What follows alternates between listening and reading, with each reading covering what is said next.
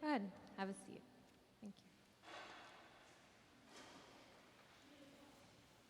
you. Oy.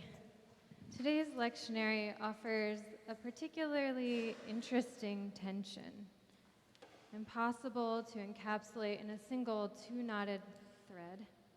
We are pulled between the tension between love and fear, love and righteousness, love and domination, love and sacrifice, love and our deepest, most tender wounds. We are pulled and we are pulling toward and against our deep longing for love. I recognize the cry of Jeremiah in my own throat, asking, why is my pain unceasing? My wound incurable, refusing to be healed. And I know well the self-righteousness of the psalmist, my own desire to proclaim my goodness in comparison with others, my desire to cover up my persistent fear that I am not as good as I would like others to believe, my hope that God will examine my heart and mind and find it free of fault. Unlikely. Do I forget that God sees past my attempts at self-aggrandizement, that God made me, knows me, and loves me in spite of all the vitriolic frenzy I am prone to encircle myself in? God knows, and there's not one of us here who hasn't tried this kind of thing on. God knows, and we have all said in our hearts that we were right and that someone else was wrong, worthless, deceitful, and evil. God knows, and we know too. We know that when we are hurt, scared, or in fear of losing our safety, security, or even ourselves, we will say things out of our woundedness which wounds others. Why do we do this? We do this because life is hard and love is risky. Real love, genuine love, as Paul calls us to practice, requires us to look at our wounds and the wounds of others with compassion, with real compassion. We are not called merely to observe the pain we carry. We are called to get right down beside it, to weep with those who weep, to extend hospitality to strangers, to feed the hungry, and share water with those who thirst, even if we don't like them very much. Paul reminds us that we are meant to emulate the love of Jesus, a love which sometimes brings us to our knees, literally, to the ground, to sit beside those we would rather disregard. Do not be haughty, Paul's epistle warns, but align yourself with those you are tempted to call lowly and learn from them and with them. Wisdom is not found in solitude, but in community, in communion with one another.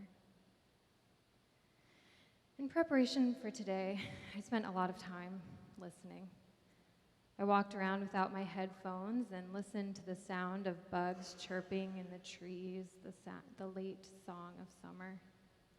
And I listened to the sound of the train screeching around the corner and the sound of new students arriving, laughing with friends, and saying goodbyes to their parents on the street.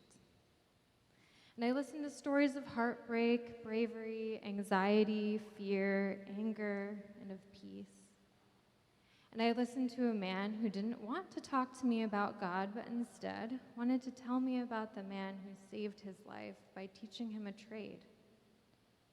I know a lot more now about auto body repair than I knew last week. And I had the great privilege of listening last week to the Black Seed Writers.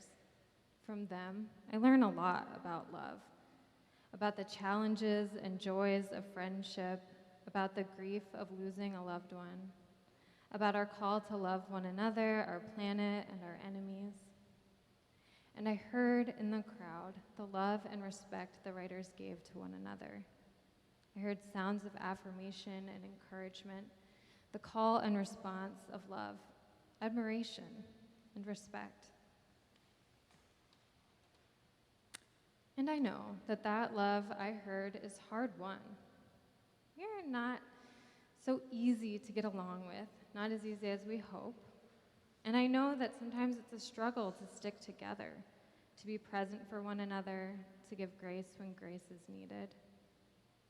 I know, I see, and I hear only a small fraction of what it takes for us to love one another, week after week, into belonging. And gratefully, I know very deeply the reward.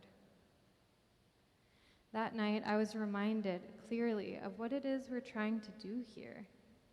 I was reminded of the true meaning of community and all of its challenges and gifts. I was reminded that love, genuine love, is not easy. It's not easy because it calls us to move beyond ourselves, beyond our need to be right, beyond our need to be good, beyond the fragile limits of our humanity. And it reveals to us something of the divine. To be in communion with one another, to be in real love, we must be willing to admit when we are wounded, afraid, and wrong.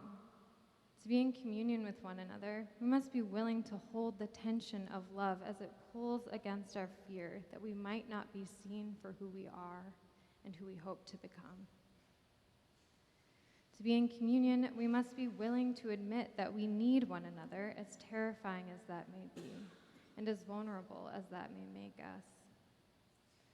I was reminded that if our work is the work of communion, we must admit that we cannot do that work alone.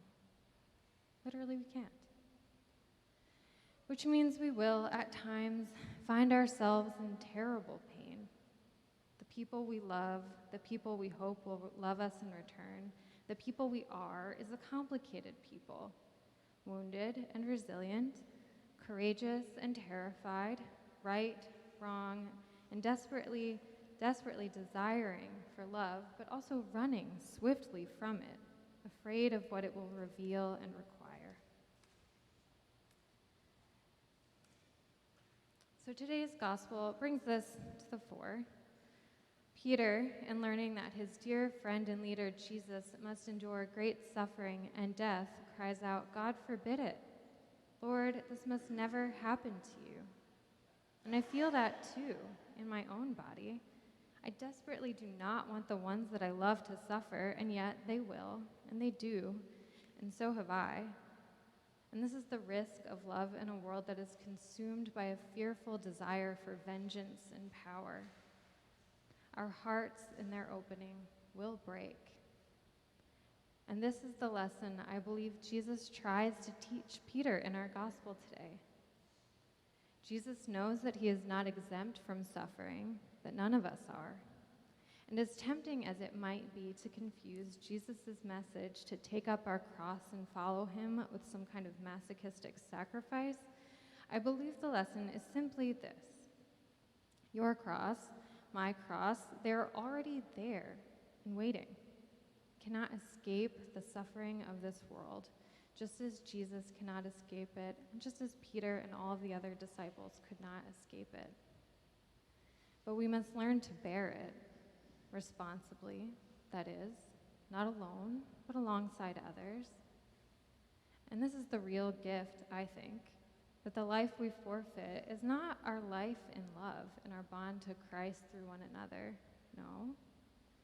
The life we lose will be the life of this world, the life that keeps us running from ourselves, from one another, and the pain of breaking our hearts open to the reality of genuine love. And it sounds funny to say, but as I was thinking about all of this, a song flew into my mind, kind of relief that carried me through the end of the night. I want to share it with you. It's a Doobie Brothers song. Michael McDonald, he sings, "I know what it means to hide your heart from a long time ago. Oh, darling, it keeps you running. Yeah, it keeps you running."